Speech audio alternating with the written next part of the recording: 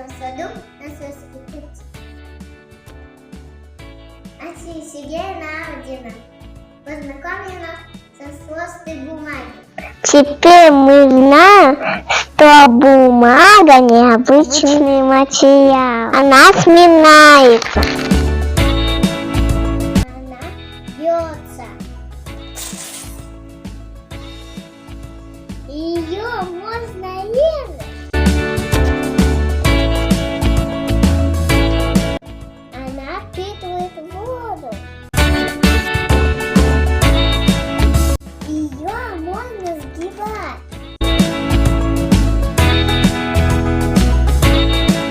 А еще мы узнали, что салфетки – разновидность бумаги.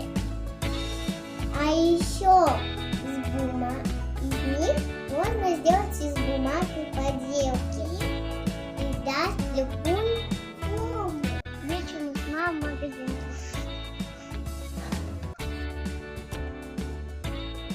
Мне затирал работу. Как? Такие салфетки будут. У меня возник вопрос. Какие салфетки используют в быту? Где люди используют салфетки? На что мама мне ответила? Их используют, чтобы утирать руки. Их используют, чтобы убирать дома.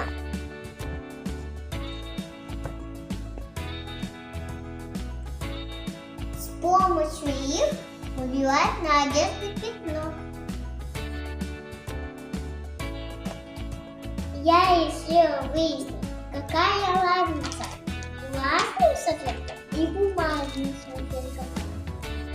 Я очень люблю лепить и постелить, делая это с удовольствием. Но доску никак очистить. Я решила выяснить, какие салфетки мне помогут очистить доску. Мне салфетка влажная не помогла, она только размазалась. Бумажная салфетка.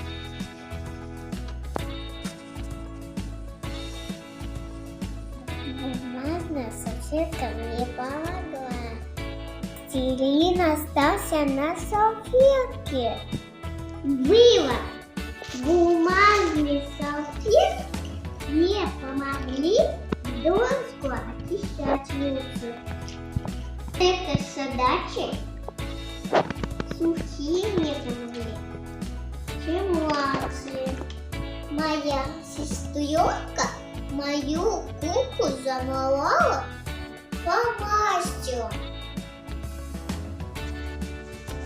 Не помогла. Чудо помогла. Было. Влажная салфетка мне помогла, чем сухая.